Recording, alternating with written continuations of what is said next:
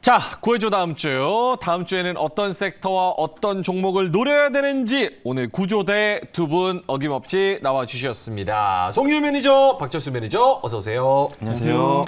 일단은 요 얘기부터 좀 해봐야 될 것 같아요. 역외 환율에서 지금 원달러 환율이 1,307원. 20원이 올라갔습니다. 20원 70전이 올라갔고 유럽 시장은 지금 영국 기준으로 2.2% 빠지고 있고 스톡스 600 기준으로는 1.6% 정도 마이너스로 진행이 되고 있는 그런 상황입니다. 송유 매니저님, 네. 요거 어떻게 보십니까? 환율 얘기도 잠깐 해주셨는데 환율 같은 경우는 우리도 굉장히 크게 작용을 합니다. 우리나라 같은 경우는 수출의 의존도가 85% 이상 되기 때문에 환율에 대한 많은 영향을 받고 있는데 약간 지금 유럽 증시가 계속해서 매물이 출회되고 있는 건 일단 두 가지로 크게 볼 수 있죠. 첫 번째는 미국, 영국, 스위스 이런 주요 국가들의 금리 인상, 그리고 두 번째는 은행 시스템에 대한 우려가 아직까지 남아있기 때문에 이 두 가지가 크게 작용을 하는 것 같습니다. 환율도 우리가 굉장히 크게 밀접하게 연관이 있는데 우리 증시 같은 경우에는 그런데도 나름 선방을 했고 이제 금리 인상에 대해서도 어느 정도 우리가 선방했던 이유는 뭐냐면 미국과 유럽 같은 경우는요 이미 증시 위치 자체가 코로나 이전 수준보다도 훨씬 더 많이 상승을 했습니다. 근데 우리 증시 같은 경우는 주변국만 비교해 보더라도 비교적 상승폭이 많이 제한적이었고요. 뿐만 아니라 최근에 이제 우리 증시 수급을 놓고 보면은 우리 같은 경우는 최근에 외국인 수급이 많이 유입이 되었습니다. 그 얘기는 뭐냐면은 아직까지도 우리는 저평가 매력이 부각이 되고 있다는 것을 우리가 반증을 할 수 있고 무엇보다도 지금 이제 유럽 증시나 미국 증시 같은 경우에는 어떻게 보면은 금리 인상에 굉장히 민감할 수밖에 없습니다. 앞으로 이제 특히나 이제 미국과 유럽 같은 경우는 계속해서 대규모 투자 계획을 지금까지 발표했기 때문에 결국에는 이게 다 밀접하게 연관이 되면서 악영향으로 미쳐질 수 있기 때문에 아직 우리나라 같은 경우는 어떻게 에너지라든가 신재생 쪽에 대규모 투자 계획은 발표를 하지 않았습니다. 그렇기 때문에 약간 이런 금전적인 사회적인 영향도 우리가 체크해 볼 수 있는 부분이고 미국과 유럽이 지금 이제 최근에 좀 변동성이 많이 커졌습니다. 근데 우리나라도 뿐만이 아닙니다. 지금 이제 최근에 어저께만 보더라도 코스닥이 순간 2분 만에 1%가량 빠졌었는데 변동성은 계속해서 확대되고 있습니다. 그렇다고 해서 우리가 증시에만 마냥 포커스를 둘 게 아니라 저는 4월 초에 이제 특히 1분기 실적 발표 시즌 전까지는 종목 장세로 좀 이렇게 어느 정도 전개가 될 수 있겠다라고 생각하고 있기 때문에 약간 종목 위주로 좀 대응을 하시면 좋을 것 같습니다. 지금 유럽 쪽에서 나오는 뉴스를 보면은 도이체방크 주가가 13% 정도 프랑크푸르트 시장에서 좀 떨어지고 있습니다. 요게 이제 신용 리스크, 그러니까 크레딧 디폴트 스왑이라고 그러죠. 그거 자체가 올라가면서 리스크가 올라가면서 비용이 더 많이 들게 됐다. 이제 돈을 빌려주고 받고 하는 데 있어서 비용이 많이 증가됐다. 요걸 어떻게 커버할 거냐. 이런 우려감 때문에 10% 정도 좀 떨어지고 있는 그런 상황입니다. 자, 여기서 또 채팅에서 아까 OLED 너무 좋은 것 같은데 무슨 일이 있나요? OLED에 시간이 오나요? 이렇게 말씀을 해 주셔서 박철수 매니저님이 마침 또 타이밍 맞게 또 이런 거를 또 준비를 해오셨죠? 제가 아는 분인가요? 정확하게 제가 오늘 OLED 섹터를 준비했는데 최근에 이제 OLED 쪽에 대한 긍정적인 뉴스라든지 이런 것들 많이 보셨을 것 같아요. 실제로 관련주들, 대표주들도 굉장히 잘 움직이고 있는 모습인데 긴 겨울이 지나고 이제 봄이 오고 있는 상황입니다. 일단 대규모 투자 소식도 들리고 있고요. 그리고 상승 모멘텀들이 꽤 많은데 잠시 후에 설명을 드리겠습니다. 알겠습니다. 그럼 OLED 충분히 좀 중장기로 봤을 때 긍정적으로 봐도 된다 쪽으로? 네. 오케이, 알겠습니다. 잠시 후에 PT 한번 들어보도록 하겠습니다. 자, 일단 구해줘 다음 주 큰 그림부터 정말 짧게만. 지난주에 두 분이서 9시 10분까지 하셔가지고 뒤에 시간 없어가지고 죽는 줄 알았습니다. 그래서 약간 짧게만 약식으로 한번 해볼게요. 구해줘 다음 주니까 다음 주에도 개별 종목 장세로 우리가 좀 트레이딩 할 수 있는 우호적인 환경이 펼쳐진다 쪽으로 생각을 하고 계세요? 네, 전체적인 맥락은 그렇게 보는데 이제 다만 반도체 섹터를 중심으로 좀 펼쳐질 것으로 예상이 되고 있고요. 일단 우리가 세 가지 정도 좀 짧게 체크해볼 필요가 있는데 첫 번째는 최근에 이제 한일 관계가 개선이 되면서 이제 수출 규제를 해제했습니다. 그렇기 때문에 이 반도체 핵심 소재 세 개 같은 경우는 어느 정도 국산화가 이루어졌다고 하더라도 일본과의 우리가 반도체 업종 시너지 효과라는 걸 우리가 추가적으로 기대해볼 수 있기 때문에 긍정적으로 볼 수 있고요. 특히나 이제 미국 반도체법 지금 이제 세부적인 내용이 어느 정도 공개가 됐는데 우리 기업에 있어서는 그렇게 나쁘게 작용된 건 아닙니다. 그렇기 때문에 이게 긍정적으로 투자 심리 역할을 했기 때문에 어떻게 보면은 지금 이제 전기전자 업종 계속해서 외국인 수급 유입되고 있는 게 저는 다음 주까지도 이어질 것이라고 보고 있기 때문에 약간 반도체 섹터 중심으로 저는 개별 종목 장세 이어질 것이다 이렇게 보고 있습니다. 알겠습니다.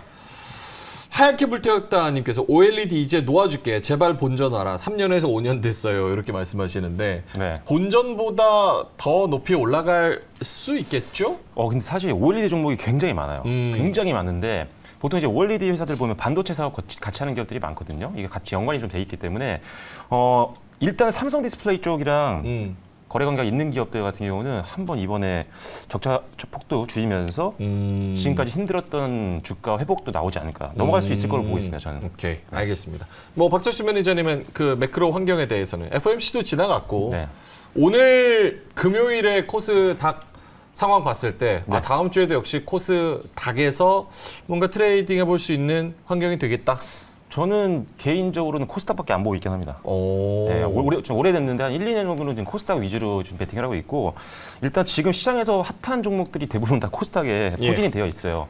그리고 다음 주 같은 경우도 역시나 종목별 장세는 이어질 것으로 보고 있는 상태고 좋게 보고 있는 섹터가 있습니다. 뭐 예를 들어서 지금 반도체도 굉장히 좋고요. 반도체 당연히 2차전지 들어가야 되고요. 그 다음에 로봇. 그 다음에 OLED 이 정도가 다음 주에 돌아가면서 좀 오르지 않을까 그렇게 생각을 하고 있고요. 일단은 급등 나왔던 2차전지라든지 아니면 로봇주 같은 경우는 지금 신규 접근은 좀 어렵잖아요. 예. 그래서 그런 종목들보다는 일단은 상대적으로 저평가된 종목들이 있거든요. 예를 들어 오늘 같은 경우 에코프로비비랑 포스코케미칼은 잘 못 갔지만 상대적으로 시총이 절반 수준밖에 안 되는 LNF 같은 경우는 잘 갔거든요. 이런 식으로 좀 상대적으로 주가가 좀 덜 올랐던 종목들 순환매를 좀 공략하시면 급등했던 섹터들도 예. 충분히 공략할 수 있는 기회가 있다고 보고 있습니다. 알겠습니다. 자, 그러면 다음 주에 우리가 어떤 섹터를 노려봐야 되는지 이야기를 해봐야 되는데요. 그 전에 이 두 분이 지난주에 말씀하셨던 섹터 리뷰 한번 해보겠습니다. 두 분의 성적표 공개해 주시죠. 자, 한 분은 로봇, 한 분은 조선 이렇게 말씀을 해주셨는데 조선은 3%대, 로봇은 8%대 수익률을 기록했습니다. 일단 박철수 매니저님의 로봇 종목은 인탑스였습니다. 네네. 이거 리뷰 좀 짧게만 해주실까요? 네, 인탑스를 소개해드릴 때 조금 전 전략을 사용해서 추천을 드린 거거든요. 뭐냐면 상대적으로 뭐 레인보우 로보틱스라든지 이런 기업들 너무 많이 올랐단 말이죠. 그래서 접근이 좀 어려운 상태인데 인탑스는 상대적으로 상승률이 좀 적었고 그리고 실적이 굉장히 강하다. 일단 기존 사업 부인 IT 기기 쪽에서 매출이 아주 잘 나오고 있죠. 작년 같은 경우도 영업이익이 60% 이상 급증을 했던 기업이고 거기다가 상대적으로 지금 주가는 PE 한 6, 7배밖에 안 되거든요. 굉장히 지금 로봇주 대비했을 때는 굉장히 저평가입니다. 그래서 실적만 보더라도 충분히 기대감이 있고 지금 웨어러블 디바이스를 이제 삼성전자 쪽에서 나올 텐데 거기와 협력 관계가 있는 게 인탑스입니다. 그래서 이런 재료들로도 또 추가 상승 나올 수 있으니까요. 지난번에 잡아드렸던 목표가 43,000원까지는 계속 지켜보시면서 추가 수익 한번 노려보시면 좋을 것 같습니다. 알겠습니다. 자, 로봇, 인탑스, 종가 기준, 최고가 기준 둘 다 플러스여서 성공적으로 한 주 동안 우리를 구해줬다 이렇게 평가하겠고요. 송유 매니저님은 조선, 삼성중공업을 들고 오셨고 종가 기준으로는 보합이지만 최고가 기준으로는 3% 정도. 살짝 좀 아쉬움이 있죠? 아니요, 이 정도면 괜찮은 것 같습니다. 괜찮아요? 네네. 일단 뭐 삼성중공업 같은 경우는 죄송한데 다른 게 없습니다. 괜찮은 건안 여러분들. 되지 않아요? 삼성중공업은 제가 예. 여러분들한테 말씀드릴 때 LNG선에 포커스를 둬서 말씀드렸었는데 특히나 지금 다시 한번 우리가 중국에 앞서서 우리가 다시 한번 1위를 탈환했습니다. 중요한 건 뭐냐면 이 수주량인데 작년에 전 세계에서 LNG선 같은 경우는 예를 들어 100%가 발주가 됐으면은 우리나라 기업이 80%가량 수주에 성공을 했습니다. 특히나 이제 LNG선 같은 경우는 고부하 가치 선박이기 때문에 탱크선과 벌크선하고는 가격 차이가 굉장히 크게 납니다. 그렇기 때문에 실적과 영업이익, 매출에도 긍정적으로 우리가 기대해 볼 수 있는 부분이고 삼성중공업 같은 경우는요. 이제 올해를 기점으로 본격적으로 고실적을 우리가 기대해 볼 수 있는데 매출액 같은 경우는 이제 전년 대비해서 35%가량 증가할 것으로 예상이 되고 있고요. 영업이익이 매직입니다. 작년 같은 경우에는 마이너스 8,500억 가량이었는데 올해 예상 영업이익은 무려 2천억 원으로 흑자 전환 기대가 되고 있고 삼성중공업은 지금 실적도 실적인데요. LNG선 그리고 신사업에도 계속적으로 이제 추가적인 투자가 확대되고 있어서 올해 같은 경우는 우리가 긍정적으로 봐도 되는 그런 기업이고요. 일단 제 목표가 5,300원 제시해드렸는데 지금도 아직까지 매수가 밴드에 해당이 되는 가격입니다. 그렇기 때문에 약간 분할 매수 관점으로 보시면 좋을 것 같습니다. 알겠습니다. 자, 삼성중공업, 인탑스 이렇게 리뷰를 해봤고요. 두 분 다 플러스기 때문에 다음 주에도 플러스인 종목을 또 가져오셨을지 어떤 섹터의 종목인지 섹터부터 공개해 보도록 하겠습니다. 다음 주에 갈 섹터, 헬프 섹터 보여주시죠. OLED 아까 말씀을 해주셨고 유통 네. 저는 좀 텀이 기네요. OLED하고 한 톤 쉬고 유통인데. 유통 여러분, 네. 왜요? 한마디만 들어보고. 아니, 저도 질문을 해. 저도 네네. 유통 네네. 너무 좋죠. 그럼요. 네네. 최근에 CJ 올라가는 거, 네네. 올리브영 뭐 다시 상장한다. 이것 때문에 올라가는 거 아닙니까? 여러분들 뭐 아시다시피 예. 리오프닝 그리고 이제 외국인 관광객 수 증가 결국에는 다 유통과 연관이 있고요. 무엇보다도 저평가 매력 그리고 이제 실적을 동반했기 때문에 예. 지금은 사실 덜 자극적인 섹터는 맞습니다. 근데 지금 좀 우리가 주목해서 어느 정도 대응을 한다고 하면은 저는 무난하게 어느 정도 리스크를 관리하면서도 수익을 챙길 수 있는 섹터다. 이렇게 좀 말씀드리고 싶습니다. 유통 요거는 그러면 구해줘 다음 주에서 뭐 다음 주에도 수익 날 수 있지만 조금 네네. 더 긴 항목으로 봐도 괜찮을 것 같다. 아, 너무 좋죠. 알겠습니다. 자, 그러면 들어봐야 될 텐데 유통 먼저 들어볼까요? 자, 유통 왜 핵심인지 한번 이야기 들어보도록 하겠습니다. 자, 최근에 유통 관련해서도 오히려 소외됐을 때 남이 안 보는 섹터라고 보자. 이런 시각도 많거든요. 자, 송유 매니저의 PT 한번 들어보도록 하겠습니다. 예, 일단은 덜 자극적인 섹터는 맞습니다. 왜 그러냐면은 최근에는 이제 뭐 수급이 굉장히 한정적이었죠. 2차 전지, 뭐 리튬, 로봇 이런 쪽으로 수급이 굉장히 한정적이었는데 유통 같은 경우에는 굉장히 포괄적입니다. 그 중에서도 저는 마트, 백화점, 면세점 이렇게 좀 여러분들한테 포커스를 좀 설명을 해드리려고 하는데 첫 번째 장 보도록 하겠습니다. 유통이 왜 약간 덜 자극적인 섹터라고 제가 말씀드렸냐면은 유통 대부분의 대표하는 종목들 같은 경우에는 최근에 가격 조정, 기간 조정이 굉장히 길었습니다. 그 이유가 지금 여기에 나와져 있는데 자, 첫 번째, 두 번째 그림 같은 경우는요. 백화점 매출 관련 표입니다. 근데 밑에 같은 경우에는 백화점 구매 건수와 백화점 구매 단가표인데 자, 여기서 우리가 공통적으로 봐야 될 부분은 딱 한 부분입니다. 자, 보시면은 21년 1월 표시되는 부분, 21년 1월, 22년 1월, 21년 1월 이렇게 있는데 21년 1월 이후에 다 고점이 보입니다. 대폭 성장하는 부분이 있는데 이 부분이 어떤 부분이냐면요. 20년 이제 코로나가 시작이 되고 나서 이제 보복 소비 효과로 지금 급격하게 소비 지수가 높아진 그런 시점인데 제가 여러분들한테 지금 아까 말씀드렸다시피 21년 1월 이게 가장 중요합니다. 21년 1월 이후에 2, 3, 4월 동안 급격하게 지수가 증가를 했는데 이 얘기는 뭐냐면은 이때가 가장 백화점에 있어서는 굉장히 호황기였다라고 우리가 볼 수 있겠고 지금은 그렇지 않습니다. 21년 1월 기점으로 해가지고 계속해서 하향 추세를 타고 있는데 백화점 매출이 큰 유통업 특성상 굉장히 매출에 큰 타격을 입을 수밖에 없고 이게 주가에도 반영이 되었기 때문에 지금까지는 가격 조정과 기간 조정이 굉장히 길었습니다. 다음 장면 한번 보시면요. 자, 여러분들한테 방금 전에 말씀드린 게 21년 1월부터입니다. 21년 1월부터 21년 지금 이제 계속해서 나와져 있는데 자, 여기 지금 노란색 선이 한국입니다. 노란색 선이 한국인데 자, 지금 여기 보시면은 21년 1월부터 4월까지는 굉장히 높은 수치에 와 있는 게 보여지는데 이게 뭐냐면은 OECD 주요국의 경기 선행 지수입니다. 경기 선행 지수인데 자, 사실 이 경기 선행이라는 건요, 뭐 전방 산업, 제조업도 굉장히 중요하게 작용을 합니다. 하지만 유통업과 소비재에도 굉장히 크게 작용한다는 것을 우리가 확인할 수 있습니다. 21년 1월부터 4월까지는 굉장히 수치가 좋게 나왔는데 그 이후에 계속해서 흘러내리는데 지금 여기서 보실 거는 여러 가지 중에 지금 노란색 선인데 지금 대부분 바닥권에 있습니다. 자, 여기서 주요국이라고 하면은 OECD 주요 국가인데 근데 여기서 재밌는 건 뭐냐면은 저번 달까지 통계가 나와 있습니다. 저번 달 같은 경우에는 주요국가 OECD 20개국 같은 경우는 보합권에서 지금 머물렀습니다. 근데 한국 같은 경우만 약간 비교적으로 하락폭이 아직까지 큰 상황인데 이게 저는 계속해서 지속되지 않는다라고 생각을 합니다. 지금 이제 우리나라 제외한 대부분 주요국가들은 이미 지금 경기 선행 지수가 보합권에 머물러 있고 우리나라도 지금 이제 다양한 지수적인 측면으로 봤을 때 계속해서 이제 어떻게 보면 우리나라도 이제 반등 추세에 접어들었기 때문에 계속해서 우리가 하락적인 관점으로 볼 필요가 없다라고 말씀드리고 싶고 다시 한번 우리가 앞전의 영광을 되찾기 위해서는 굉장히 아직까지 우리가 넘어야 사는 많습니다. 하지만 그럼에도 불구하고 지금 과도한 하락 평가는 그래도 우리가 다른 관점으로 봐야 된다 이런 생각이고요. 다음 장면 한번 보도록 하겠습니다.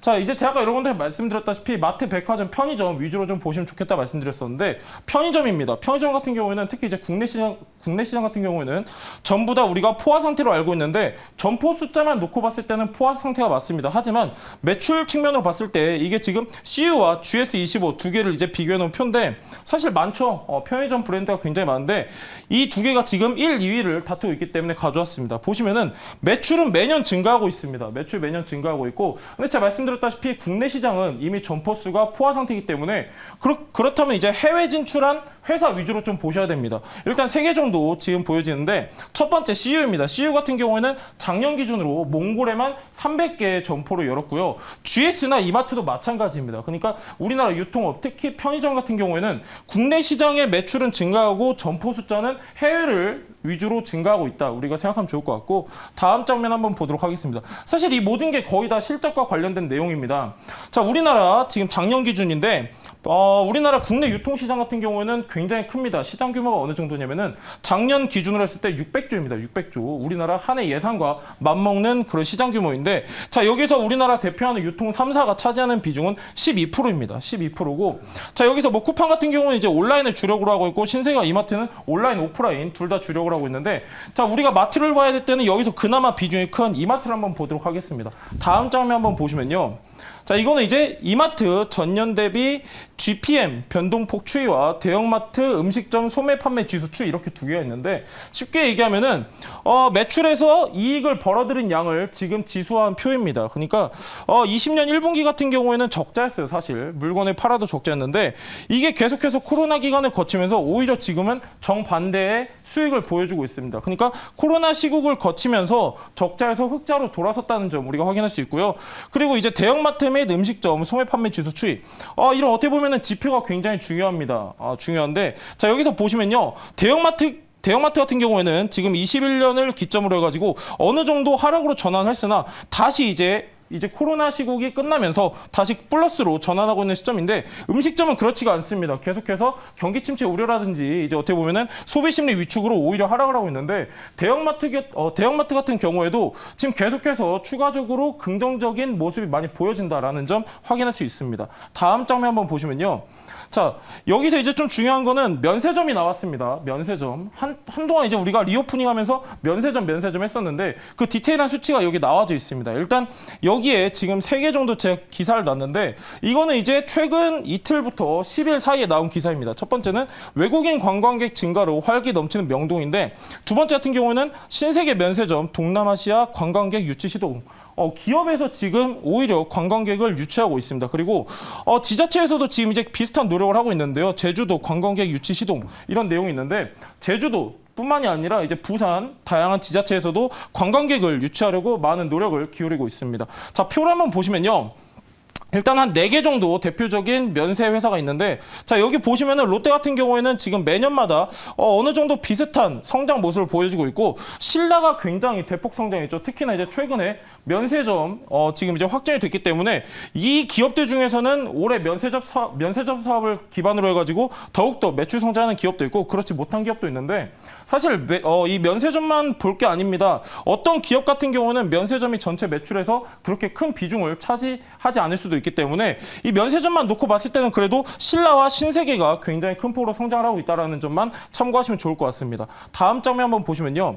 자, 지금 여러분들한테 공통적으로 말씀드린 게 편의점도 그렇고 마트도 그렇고 대형마트도 그렇고 백화점도 그렇고 공통적으로 지금 매출 성장하는 구간이다 이렇게 말씀드렸었는데 이거는 이제 작년 기준으로 유통식품업체 매출입니다. 여기서 우리가 봐야 될 건 몇 가지 안 되죠. 이마트와 롯데쇼핑, 신세계, 뭐 현대백화점 이렇게 있는데 평균적으로 이제 상승한 수치를 보면요. 전년 대비했을 때 20%에서 40%까지 상승을 했습니다. 중요한 건 올해겠죠. 올해 같은 경우는 이보다도 추가적인 성장이 예상되는 섹터가 유통이기 때문에 제가 아까 말씀드렸다시피 백화점 피크아웃 우려로 인해서 지금 주가는 거의 바닥권에 있습니다. 그렇기 때문에 약간 우리가 지금은 관점을 바꿔서 분할 매수로 좀 보시면 좋은 그런 섹터입니다. 이상입니다. 네. 오케이. 네. 질문이 있을까요? 관심이 있어요? 백화점은 뭐 좋아하는데 근데 사실 네. 유통이 아까도 쭉 말씀을 해주셔서 공부하기는 너무 좋았는데 네. 면세점, 편의점, 또 백화점, 마트 이게 다 다르잖아요. 또. 그렇죠. 그래서 약간 딱 포커스를 맞춰서 질문을 해주시는 게 좋을 것 같아요. 일단은 아까 리오프닝 이런 걸 말씀하셨는데 그러면은 면세를 그냥 하는 거나 쇼핑을 굳이 약간 어떻게 보면 광범위한 섹터잖아요. 쇼핑을 더 높게 평가하시는 이유를 한마디로 설명해 주시던데. 네. 한마디 한마디. 백화점은 일단 무엇보다도 이렇게 어떻게 보면 변화의 폭이 작습니다. 근데 쇼핑 같은 경우에는 아까 이제 말씀드렸다시피 전반적으로 지금 이제 매출 실적에 굉장히 큰 도움이 되고 있기 때문에 그리고 사실은 아직 외국인 관광객 숫자가 이렇게 눈에 띄게 증가했다라고 보기엔 어렵습니다. 이게 유지가 되고 있지 않습니다. 굉장히 등락폭이 크기 그렇죠. 때문에 그래서 저는 백화점보다는 쇼핑 위주로 보시면 좋을 것 같습니다. 저는 개인적으로 유통을 만약에 제가 한다면 온라인 쪽으로 좀 성장성을 나타내는 기업들 위주로 고르는 게 맞다고 생각을 하거든요. 그러니까 네네. 뭐 신세계도 역시나 이제 뭐 스타필드나 이런 데는 창고로 또 활용을 하고 온라인으로 쓱이나 쓱닷컴 이런 걸로도 많이 집중을 하잖아요. 네네. 그런 디지털화, 이커머스화 요거를 좀 잘하는 기업 위주로 선정을 해야 되는 건지 아니면 지금 숫자 잘 나오고 잘 찍히는 게 중요한 건지 어떤 거에 더 밸류가 중요해요? 맞습니다. 이제 쇼핑으로 보면은 크게 온라인, 오프라인이 있는데요. 사실 지금 오프라인 같은 경우는 전체적인 흐름이 뭐냐면은 이건 우리나라만 국한된 게 아니라 미국, 유럽 다 똑같습니다. 오프라인 매장을 많이 감사하고 있는 추세죠. 감사하고 대형 공장, 자동화 공장을 통해서 물류센터를 통해서 온라인 시장에 뛰어드는 게 이제 글로벌한 추세인데 그렇기 때문에 저는 약간 오프라인보다는 그래도 이제 온라인 신사업에 많이 투자를 확대하고 있는 기업 위주로 보시는 게 좋을 것 같습니다. 유통이지만 신사업에 좀 같이 기술적으로 엮어서 성장하는 기업들. 오케이, 알겠습니다.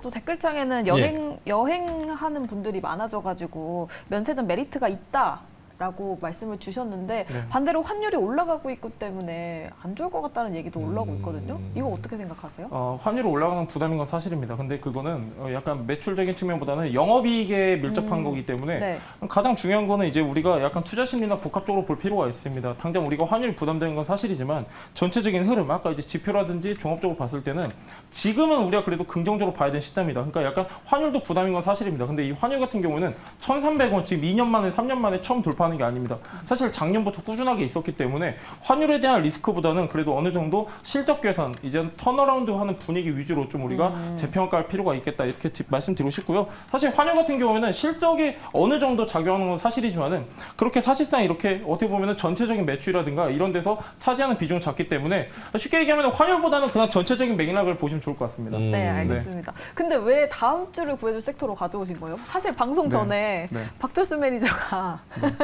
사무실에서 네. 아니 이 친구는 이걸 왜 지금 갖고 오는 거지? 네. 이랬었거든요. 네. 왜 지금 가지고 오신 거예요? 그 다음에 아, 박재수 솔직하게 다 공개를 앞에서 말 조심해야겠어요. 근데 직접도 물어봤거든요. 그러니까 저도. 내가 질문하라 그러니까 질문할 게 못하잖아요. 없어가지고 쥐어 짜내고 있잖아요 여기서. 약간 좀 복합적으로 좀 네. 말씀드리면요. 지금 네. 중국 지금 이제 계속해서 경기 회복되고 있고 리오프닝도 마찬가지로. 그래서 약간 이거는 다른 게 아닙니다. 지금 이제 최근에 사실은 우리가 로봇, 뭐 리튬 이런 거 굉장히 좋은데 네. 어떻게 보면 최근에 많이 오르면서 과열된 섹터들 같은 경우는 이제 어떻게 보면 성장성이라든가 시장성 좋음에도 불구하고 지금 조정받을 수 있는 구간이거든요. 하지만 유통 같은 경우에는 앞전에 말씀드렸다시피 기간 조정, 가격 조정이 그렇기 때문에 지금 또 최근에 수급적으로도 좋습니다. 어떻게 보면은 뭐 로봇이나 이런 이제 자극적인 섹터에 비하면은 비교할 건 아니지만 그런데도 불구하고 약간 저평가 매력이 부각되면서 수급이 유입되기 때문에 다음 주에 그래도 긍정적으로 기대해 볼 수 있을 것 같습니다. 알겠습니다. 여론은 어때요? 별점은? 여론은 3개 반, 세 개 2개 정도 나오고 이유는요? 있어요. 이유는 경기 불황이라서 점수가 좀 깎이는 것 같고 그냥 오늘도 여전히 송률 매니저님이라서 갑자기 빵 뜬금없는. 하고 뜰 때가 있잖아요. 뜬금없는 그렇죠. 섹터로. 오히려 저는 또 불황이니까 편의점에서 뭐 리오프닝이지만 반대로 또 편의점에서 싸게 묶음으로 해서 혼밥 뭐 이런 거 하는 혼맥 혼밥 이런 거 하는 젊은이들이 좀 있지 않을까 이런 이제 생각. 그런 생각은 전혀 안 해봤어요. 저는. 네. 근데 경기 죄송합니다. 불황으로 오히려 매출이 늘고 있대요. 편의점 네, 매출이. 네, 네. 같은 얘기했는데 아니, 왜 코로나가- 이쪽은 그렇다고? 아, 이제 그거는 이제 생각은 안 맥주랑 했고. 혼밥을 개념으로 하신 거고 아. 지금 말씀 주신 거는 이제 또 다른 매출 개념 거니까. 말씀 주신 거고 그렇습니다. 네. 알겠습니다. 자, 그러면 별점 다 주셨죠? 네. 별점 공개해 보도록 하겠습니다. 유통 별점 보여주시죠. 3개 반? 이야, 별로라고 하시고 3개 반이나 주셨네요. 3개 반. 이유는요? 일단은 리오프닝 때문이에요, 저는. 리오프닝 네. 때문에. 기대감이 있으니까 한번 뛸 때가 되지 않았나. 봄날의 날씨에 맞춰가지고. 근데 네. 뭐 너무 논리적으로는 맞는데 네. 네. 요새 시장 트렌드는 약간 기술 쪽, 신기술 쪽, 그렇죠. 약간 이런 거 같아서 관심도에서 밸류는 좋은데 관심이 조금 떨어지지 않나? 근데 그런 종목들도 잘, 뭐, 예를 들어 수단맥 고려해서 뭐 이슈되는 섹터들을 넣겠지만 안정적으로 좀 비중을 이쪽에도 좀 실어 놓으면 그 포트폴리오 운영할 때는 되게 굉장히 좋을 것 같습니다. 약간 분산 투자의 네. 개념으로. 오케이. 세 개는요? 저는 일단 하나 다 이유가 있는데 네. 하나는 편의점 매출이 좋다. 그래서 1점. 그리고 백화점 명품 매출이 굉장히 늘어났다고 하더라고요. 그래서 1점. 그리고 하나가 뭐였지? 하나가 정확히 기억이 안 나는데. 아니, 별 하나 이유가 다 있습니다. 하나는 뭐였지? 송길 매니저님이라서 네. 1점. 송유 매니저님. 아니 안정성 생각났다. 안정성이었어. 안정성. 네. 아, 유통 안정성 때문에 일점을 더 안정적이죠. 드렸습니다. 알겠습니다. 자, 유통 관련해서는 뭐 다양한 세부 섹터가 있고 그 안에 또 다양한 종목들이 있기 때문에 어떤 종목일지는 잠시 후에 들어봐야 되는데요. 그럼 종목 힌트 한번 들어보도록 하겠습니다. 예, 제가 앞전에 여러분들한테 누누이 말씀드렸다시피 지금 시장이 너무 안 좋기 때문에 성장 동력과 영업이익을 보셔야 된다 말씀드렸는데 그런 기업입니다. 힌트 한번 보겠습니다. 자, 힌트 보시면 좀 길죠. 근데 두 줄 줄이면 성장 동력과 영업이익 갖춘 기업입니다. 첫 번째는 국내 온라인 식품 시장이 작년 기준으로 135조 원이라고 합니다. 근데 여기서 중요한 건 뭐냐면은 뚜렷한 어떻게 보면은 대장 기업이 없어요. 그렇기 때문에 얘 같은 경우는 공격적으로 투자가 본격화되고 있기 때문에 추가적인 성장 기대감이 더해질 수 있고요. 영업이익 1분기가 가장 중요합니다. 영업이익 전년 동기 대비해서 83% 증가하는 기업인데요. 올해 전체 영업이익은 전년 대비 52% 증가하기 때문에 여러분들 기대하셔도 좋을 것 같습니다. 알겠습니다. 자, 그러면 송률 매니저의 유통 한번 들어봤고요. OLED 자리로 한번 모셔보겠습니다. OLED 뭐 지금 가지고 계신 분들도 많고, 저기 마이크 조심하셔야 됩니다. 마이크는 제가 제 건가요? 네. 뭐 어디서 떨어졌네요. 자, OLED 궁금해하시는 분들이 많아서 한번 PT 바로 들어보도록 하겠습니다. 네, 안녕하세요. 박철순 매니저입니다. 굉장히 오랜만에 OLED를 가지고 나왔는데 사실 OLED 쪽이 업황이 굉장히 안 좋았었죠. 실적도 좀 잘 안 나오고 그러다 보니까 전반적으로 관련주들이 움직임이 굉장히 오랜 기간 동안 몇 년 동안 잘 안 움직였습니다. 그래서 이제 업황 회복에 대한 신호들이 나오고 있는 상태이기 때문에 지금 저렴한 가격에 살 수 있는 종목들이 굉장히 많은 분야라고 생각을 해서 오늘 가지고 나왔고요. 자세한 내용은 다음 장부터 말씀드리도록 하겠습니다. 네, 일단은 OLED 섹터를 말씀드리기 전에 여러분들이 포털 사이트에 OLED만 치셔도 최근 들어서 거의 대부분이 이제 긍정적인 뉴스밖에 안 나옵니다. 이제 OLED 시간에 다시 한번 따뜻한 봄이 오나 뭐 이런 주제들이 많은데 보시면 이제 일단은 핵심 칩 DDI 하락세, 그러니까 원재료 가격이 하락하고 있다는 부분도 긍정적인 부분이고요. 애플, 삼성의 아이폰 OLED 추가 주문, 당연히 긍정적인 내용이죠. 그 다음에 삼성, LG OLED 경쟁하면요. 기술력도 늘어나고 그러면 전 세계에서 이제 이런 경쟁률도 더 높아질 수밖에 없습니다. 그리고 경쟁하게 되면 당연히 밑에 있는 소부장 기업들도 낙수 효과를 볼 수가 있겠고요. 자, 그래서 이런 제목들이 많이 나옵니다. 봄바람 부는 디스플레이, OLED 주 꼽히다. 최근에 실제로 주가 추이도 상당히 좋았는데요. 앞으로 더 갈 수 있는 내용들이 많이 있습니다. 일정적으로도 그렇고요. 그리고 업황적으로도 그렇고요. 그래서 다음 장 보면서 추가 설명드리겠습니다. 자, OLED 종목이 굉장히 많습니다. 굉장히 많고 일단 요 자료는 다음에 공유드리도록 할 텐데 굉장히 많은데 선별이 그래서 좀 어려우실 수는 있어요. 하지만 대표주들 위주로 여러분들 보시면 될 것 같아요. 일단 OLED주가 시장에서 주목을 받게 되면 당연히 대표 선도 기업들 위주로 먼저 움직임이 나올 확률이 높기 때문에 이 많은 종목들 중에 너무 적은 작은 기업들은 좀 제외하시고 큰 기업들 위주로 좀 대칭을 하시면 좋을 것 같습니다. 네, 다음 장 보실게요. 자, OLED 장점은 많이들 알고 계실 거예요. 기존에 이제 LCD에 비해서 훨씬 부피도 얇고 무게도 작습니다. 왜냐면 LCD는 이제 뒤에서 조명 같은 걸 쏴줘야 되죠. 그래서 백라이트 유닛이 필요한데 OLED는 그게 필요가 없어요. 왜? 자체 발광을 할 수밖에 없기 때문에 자체 발광을 하기 때문에 부피를 획기적으로 줄일 수 있는 모니터가 바로 OLED입니다. 그래서 소비 전력도 그렇고요. 무게도 30%나 감소를 하게 되는데 이게 지금 사실 우리가 2차 전지, 전기차 시장에 굉장히 관심이 많잖아요. 전기차에는 OLED가 적용을 할 수밖에 없습니다. 앞으로는 계속적으로. 왜냐하면은 저도 전기차를 이용하고 있는데 전기차가 이게 원동력이 배터리다 보니까 뭐만 하면 전기를 먹어요. 예를 들어 그래서 추운 겨울날 지방 갈 때 저 히터 끄고 간 적도 있거든요. 그래서 그 정도로 지금 전력을 감소시키는 게 굉장히 중요한데 그게 바로 OLED 쪽에서 역할을 해줄 수가 있다는 거죠. 그래서 앞으로 전기차 시장이 성장하게 되면 OLED 수요도 당연히 긍정적인 효과를 받을 수 있겠다라는 점을 기억하시면 될 것 같고요. 뭐 디자인 경쟁력은 그냥 적어놨는데 일단은 공간을 넓게 쓸 수 있기 때문에 기존의 LCD에 비해서 훨씬 더 디자인적인 측면에서 장점을 가지고 있고요. 그리고 곡면 디스플레이가 가능합니다. 최근에 이제 곡면을 활용하는 어떤 디자인 제품들이 많이 나오고 있는데 거기에는 당연히 OLED를 쓸 수밖에 없는 상황이라는 거죠. 그래서 곡면을 활용할 수 있다는 점도 장점이다. 이렇게 보시면 되겠습니다. 다음 장 보실게요. 자, 그런데 OLED 시장의 불황의 원인들은 역시나 중국발 저가 패널들 공세가 많이 나왔었고요. 사실 기술 격차도 많이 줄었습니다. 그러다 보니까 가격 경쟁에서 밀리면서 굉장히 많이 OLED 시장이 죽었고요. 그런데 스마트폰이 가장 그래도 OLED가 많이 적용을 됐거든요. 그런데 스마트폰 시장 OLED 침투율이 벌써 50%에 육박을 했습니다. 그래서 추가 상승에 대한 여력이 좀 없지 않나라는, 그래서 미래에 대한 비전이 좀 없지 않을까라는 우려감이 좀 있는 부분들도 있었죠. 그래서 실제로 수익성이 급감을 했습니다. 그래서 지금 OLED 시장을 다시 한번 성장시킬 만한 어떤 트리거가 필요한 상황인데, 그게 이제 다음 장에 나옵니다. 다음 장 보실게요. 자, 기대 요인은 뭐냐? 일단은 스마트폰 시장에 거의 한정되어 있던 OLED 시장이 이제는 IT 다른 기기들과 그다음에 전장 쪽에서 엄청나게 성장 기대감이 좀 있는 상태입니다. 2022년부터 2027년도까지 연평균 성장률은 거의 40% 가까이 보고 있는 상태이기 때문에 이 정도 성장률 기대감을 갖고 있는 섹터가 그렇게 많지 않은 것 같아요. 그래서 이런 연평균 성장률을 봤을 때도 상당히 우리가 이제는 관심 있게 봐야 되는 섹터다라는 점을 말씀드릴 수가 있고요. 자, 그리고 가장 또 기대감을 주는 게 애플, 아이패드라든지 맥북에 이제 OLED가 적용이 될 것으로 지금 예상을 하고 있는 상태입니다. 특히나 아이패드 같은 경우는 내년 출시가 예정이 되어 있기 때문에 여기에다 이제 삼성 디스플레이나 LG 디스플레이가 납품을 하기 위해서는 증설도 좀 해야 되고요. 그래서 그 밑에 있는 소부장 기업들은 당연히 낙수효과를 볼 수 있겠죠. 그래서 기대감이 있고 그다음에 맥북도 2020년도에 적용이 되어 있기 때문에 단기뿐만 아니라 중장기적으로도 주가를 끌어올릴 만한 일정들도 깔려 있다. 이렇게 보시면 되겠고요.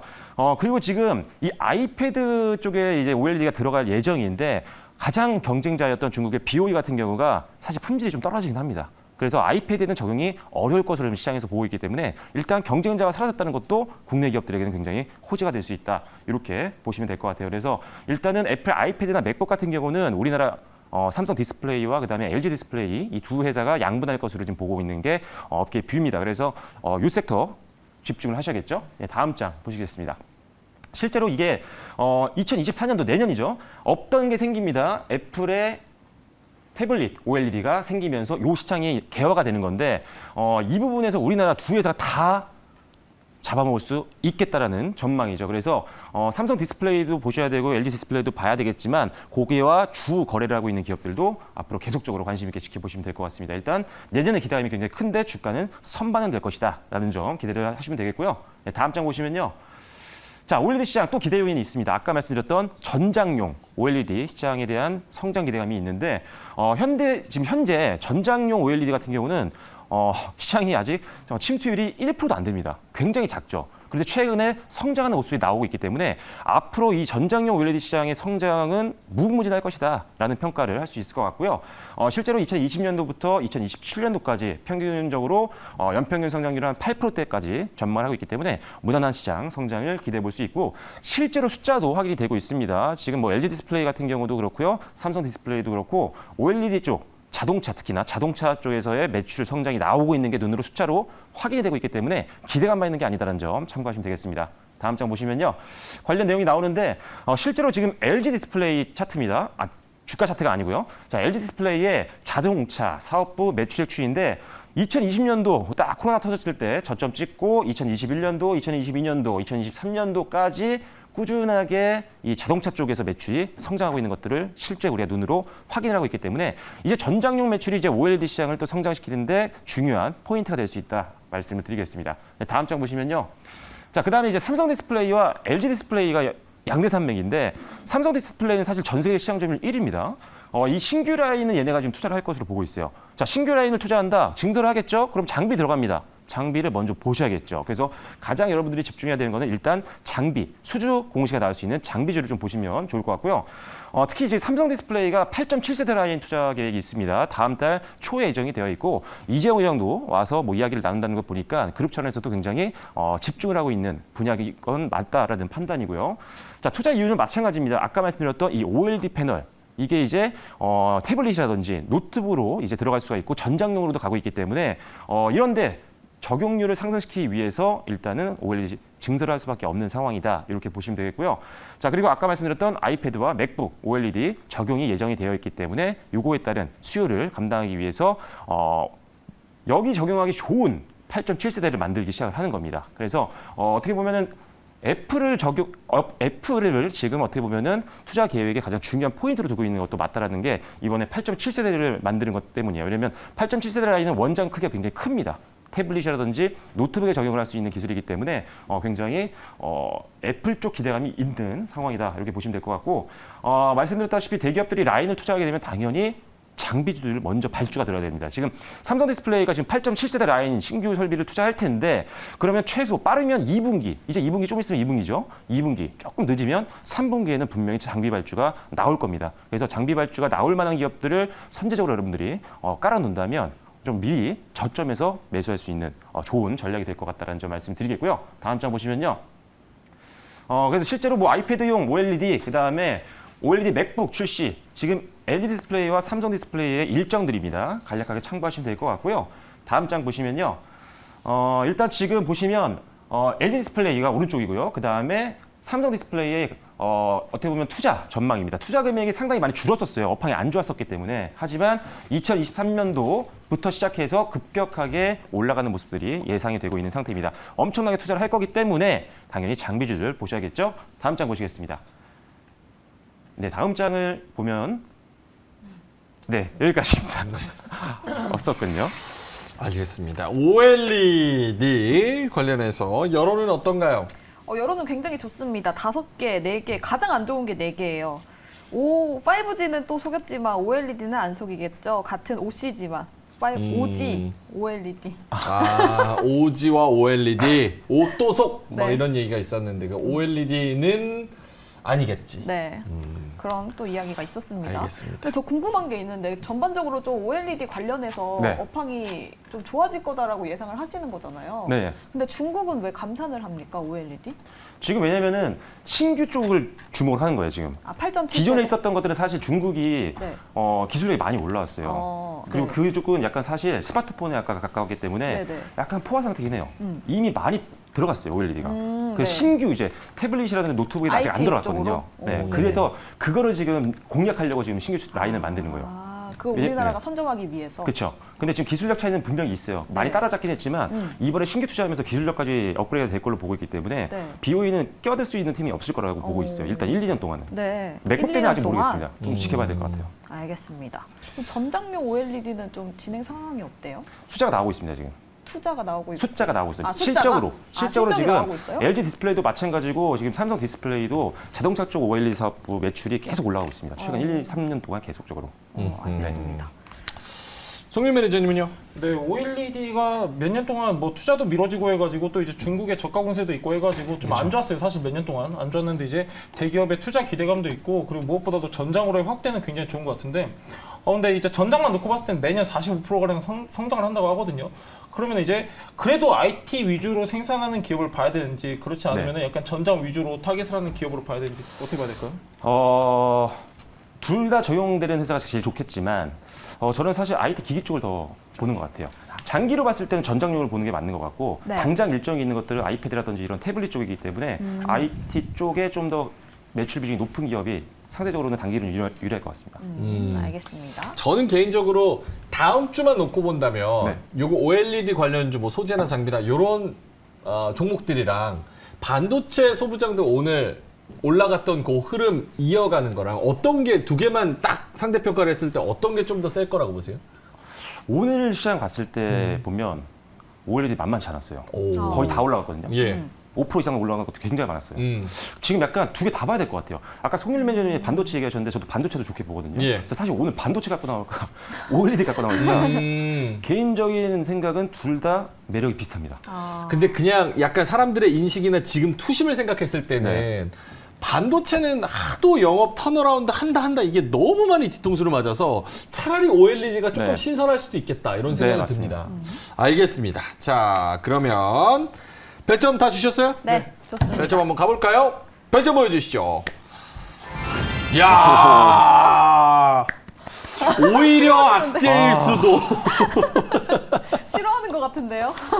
영민이 나선님이 5개를 주면은 저는 그래서 굉장히 불안합니다. 그래서 6개 드리려다가 하나를 뺐어요.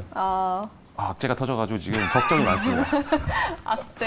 저도 요즘에 감 좋아요. 2023년 되면서 바뀌었습니다. 알겠습니다. 믿겠습니다. 네, 송율 매니저가 별 하나를 뺀 거는 오히려 네. 그게 더 이슈인데. 네, 일단 여기가 일단 대형 악재고요. 사람 쉽게 안 바뀝니다, 여러분들. 안 바뀌고. 무엇보다 OLED 같은 경우는 제가 말씀드렸다시피 예. 수년 동안 좀 많이 힘들었습니다. 아까 제가 말씀드린 두 가지 때문에 힘들었는데 그럼에도 불구하고 오늘 수급도 굉장히 좋았거든요, 네. 사실. 네, 수급적인 측면에서 좋았고 그리고 무엇보다 4월 초에 대기업 중심으로 이제 투자 발표 예정돼 있다고 했는데 이번 주 로봇만 보더라도 대기업발 투자 계획이 발표되면서 이제 붐이 그쵸. 있었거든요. 네. 그렇기 때문에 저는 4개 드렸습니다. 요거는 삼성이랑 뭔가 관련된 종목인가요? 이 종목은? 당연히 관련이 있어야 됩니다. 당연히 관련이 있어야 삼성이 된다. 왜냐면 삼성 디스플레이가 전 세계 1위거든요. 가장 뭐 매출도 많이 나오고 수주도 많이 줄 거잖아요. 오케이. 그러다 보니까 당연히 삼성 디스플레이와 관련 기업이어야 합니다. 알겠습니다. 5개 준 이유는요? 따로 악재가 없는 것 같고 아까 제가 스마일 필터링을 했잖아요. 거기서 세 종목을 얘기하는데 OLED 얘기만 2개가 있더라고요. 오. 네. 그래서 때가 왔다. 이제 다음 주는 기관이 좋게. 좋을 것 같은데. 아니 뭐 기대감은 크니까 좋게 그쵸, 좋게 그쵸. 생각합시다. 예, 네. 다 이렇게 5개. 와, 14개는 되게 오랜만인 것 같아요. 그래서 다 관심도는 가 있는 그런 상황. 종목 픽이 되게 중요할 것 같아요. 종목 픽이. 알겠습니다. 자, 그러면 역대급 별점을 받은 우리 박철수 매니저님의 종목 OLED 관련주 탑픽 힌트는요? 네, 힌트는 제가 2차전지 빼놓을 수가 없잖아요. 여러분. 예. 2차전지 관련된 사업도 하고 있고요. 반도체 사업도 하고 있고요. OLED 하고 있습니다. 셋 다 지금 좋게 보고 있는 제 섹터거든요.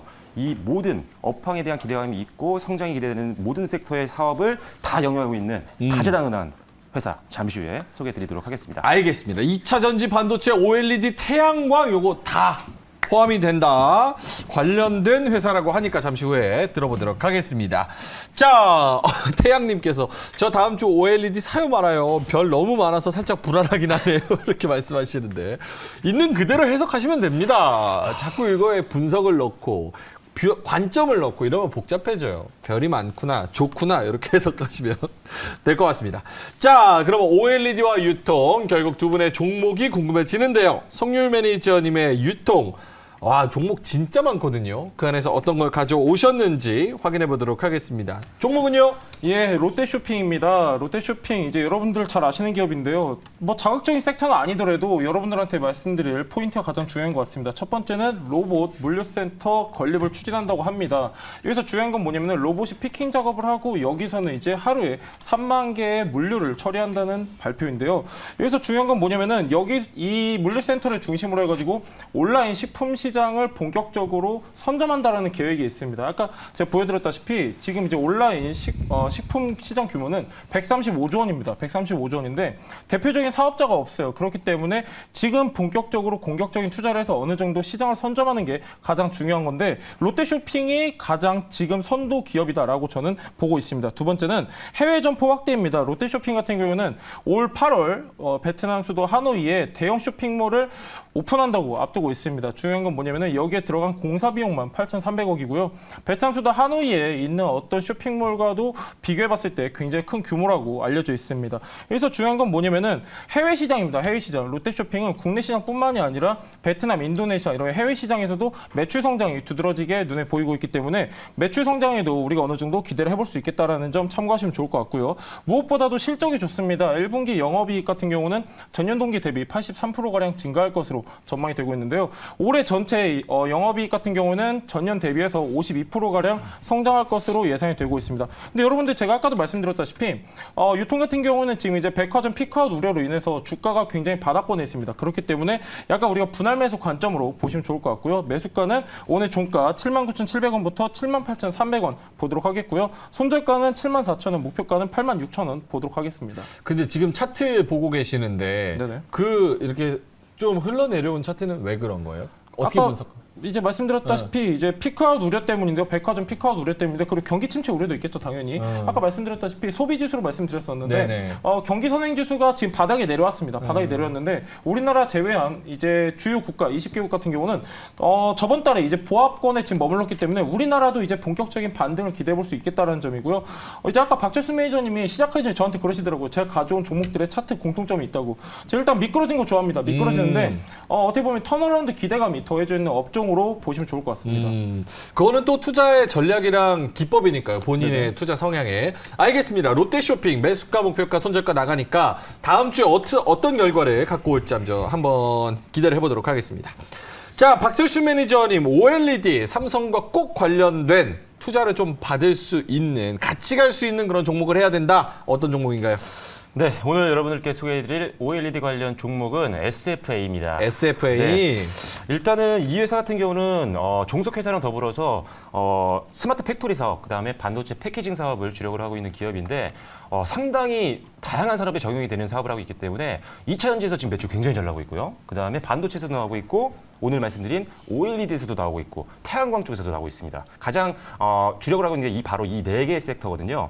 그래서 일단은 전 사람 모두 다 지금 현재 업황에 대한 기대감이 있는 상태이기 때문에 주력 사업 모두 다 굉장히 앞으로 기대감은 좋다라는 점이 첫 번째 투자 포인트고 두 번째가 이제 항상 제가 실적을 빼놓을 수 없고 수주를 많이 신경 쓰는 편인데 역대급 수주 전망이 있습니다. 일단 SK온 쪽에서 나오고 있는 수주가 계속적으로 늘고 있는 그런 상황이고요. 그다음에 삼성 디스플레이 이제 투자 계획이 있다라고 아까 말씀을 드렸었는데 그래서 여기서 신규 수주가 나올 거로도 보고 있는 상황입니다. 지금 2023년도 올해 1분기에 신규 수주액만 봐도요. 작년 매출의 거의 3분의 1을 달성을 했어요. 5천억 원이 넘었고요. 5천억 원대 후반이거든요. 그다음에 역대 분기 최대 실적을 기록할 것으로 보고 있는 그런 상태입니다. 그리고 올해 전체 예상 신규 수주액은 한 1.4조까지 바라보고 있기 때문에 실적만 감안했더라도 지금 상당히 주가는 저평가 구간에 있다 이렇게 볼 수가 있을 것 같고요. 세 번째, 2023년도 영업이익은 한 25% 정도 증가할 것으로 보고 있고 그래서 한 2천억 원대를 넘어서면서 아주 좋은 실적으로 기록을 세울 수 있을 것 같습니다. 특히나 최근에 지금 투자자별 매매의 흐름을 좀 보면요. 뭐 연기금, 투신, 보험, 금융투자 할 것 없이 모든 기관들이 지금 담고 있는 그런 상태에 이번 주부터 OLED 쪽이 좀 약간 수급이 들어오면서 외국인들 수급도 들어오기 시작을 하고 있는 모습입니다. 그래서 실적도 기대감이 있고 투자 계획에 대한 일정 이슈도 있고요. 그다음에 실적 좋고 수주 잔고 많이 쌓이고 있고 그런데 포워드 PER은 10배밖에 되지 않아서 장기로도 좋지만 단기로도 좋고 중기로도 좋고 굉장히 매력적인 기업이라고 보시면 좋을 것 같습니다. OLED 매력만 있는 게 아닌 2차 전지와 반도체 매력도 있는 기업이라는 점을 다시 한번 기억하시면 좋을 것 같습니다. 네, 가격 전략 말씀드릴 텐데요. 자, 일단 매수가는 37,800원부터 38,600원 이렇게 보시면 될 것 같고요. 목표가는 지금 그려드린 제 1매물대입니다. 장기, 단기, 중기 전부 다 1매물대거든요. 그래서 저항이 나올 수가 있으니까요. 45,500원을 목표가로 보시면 될 것 같고요. 손절가는 37,000원으로 제시를 해드리도록 하겠습니다. 요거는 조금 걱정이 될 수 있겠네요. 재료 자체가 뭐 이게 묻어있다 저게 묻어있다 했을 때 둘 다 좋은 게 묻어있으면은 또 딱 힘받아서 날아가겠지만 오히려 김사유님은 얘는 반도체가 좀 묻어있어서 저는 이거는 좀 이렇게 보시는데 그 뷰는 어떻게 생각하세요? 제가 아까 그래서 말씀드렸죠. 반도체 가지고 올까, OLED 가지고 올까 굉장히 고민을 많이 했습니다. 그래서 다 하는 기업을 가지고 왔습니다. 오케이, 알겠습니다. SFA 그리고 롯데쇼핑 두 분 다 근거가 있고 또 강한 자신감을 비춰주셨으니까 여러분도 한번 관심 종목에 넣어보시고 어떻게 움직이는지 한번 확인해 보시면 좋을 것 같습니다. 자, 그럼 마무리를 해야 되는데 두 분 개인적인 네이버 밴드에서도 또 여러 가지 자료를 주신다고요? 박철수 매니저님? 네, 오늘 방송에서 말씀드린 OLED 섹터에 대한 내용들 그리고 SFA에 대한 개인적인 더 추가적인 내용들 그리고 주말에는 또 여러분들께 다음 주 주간 증시 일정을 상세하게 정리해서 공유를 드리고 있습니다. 관련된 자료를 받아보고 싶으신 분들은 네이버 밴드에 박철순이라고 검색하시고 참여하시면 될 것 같습니다. 알겠습니다. 송유 매니저님은요? 네, 박철수 매니저님 별 14개인데 저는 8개 받았죠. 제가 중요한 내용 빼고 말씀드린 것 같은데요. 중요한 내용 제가 네이버 밴드에 게시해드리도록 할 테니까요. 많은 참여해주시면 좋을 것 같습니다. 네, 네이버 밴드에 송률 이렇게 검색하면 되고요. 오히려 또 궁금증을 유발해서 네이버 밴드 오셔서 여러 가지 소통할 수 있는 큰 그림이었을 수도 있습니다. 롯데쇼핑 관련해서도 또 네이버 밴드 가셔서 여쭤보셔도 될 것 같습니다. 자, 그러면 저희는 별점 정리하고요. 9회조 다음 주 마감을 하고 섹터 레드앤블루로 넘어가 보도록 하겠습니다. 임민수 아나운서 별점 정리해 주시죠. 박철수 매니저, 송률 매니저 두 분의 다음 주 섹터와 함께 별점 정리해보도록 할게요. 먼저 박철수 매니저 OLED를 가지고 왔습니다. 별점은 역대급으로 받았는데요. 15점 만점에서 14점을 받았습니다. 전기차의 수요가 확대되면서 OLED의 수요도 커질 것으로 전망한다고 하는데요. 여기에 스마트폰에 한정됐던 시장이 IT 시장으로까지 커지면서 OLED 전반적으로 훈풍이 불 것으로 예상된다고 합니다. 여기에 삼성 디스플레이와 LG 디스플레이의 신규 라인에 대한 투자 투자 소식도 전해지고 있는데요. 관련 탑픽으로는 2차 전지와 반도체, 태양광까지 영위하는 다재다능한 회사 SFA를 가지고 왔습니다. 역대급 수주가 전망되면서 실적 성장이 기대된다고 하고요. 여기에 저평가 매력도 있다고 하는데요. 목표가는 45,500원을 제시했습니다. 네, 다음은 송율 매니저, 다음 주를 구해줄 섹터로 유통을 가지고 왔습니다. 별점은 15점 만점에 8점을 받았는데요. 현재 편의점들의 성장세에도 주목을 했습니다. 여기에 외국인 관광객들이 증가하면서 면세점의 실적이 상승하고 있는 데에도 집중을 했는데요. 관련 탑픽으로는 로봇 물류센터 건립을 추진하고 있고 해외 점포가 확대되고 있는 롯데쇼핑을 가지고 왔습니다. 호실적까지도 전망된다고 하네요. 네, 다음은 섹터 레드앤블루와 함께 다음 주 힌트 얻어보도록 할게요.